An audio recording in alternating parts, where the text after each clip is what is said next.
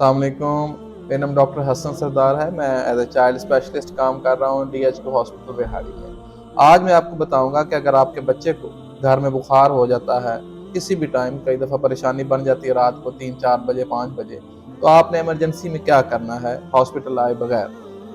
سب سے پہلے تو بچے کے کپڑے اتار دیں، پنکھا چلا دیں اور تازہ پانی سے کپڑا کو گیلا کریں اور بچے کو سر سے پاؤں تک گیلا کر دیں۔ کپڑا آپ نے اوپر نہیں رکھنا، سر سے پاؤں تک بچے کو گیلا کر دیں۔ 2 منٹ میں جیسے ہی پانی بخارات بن کے اڑے گا، ختم ہوگا، تو جیسے ہی پانی بخارات بن کے اڑے گا تو بخار کو ساتھ لے جائے گا، بخار ختم ہو جائے گا۔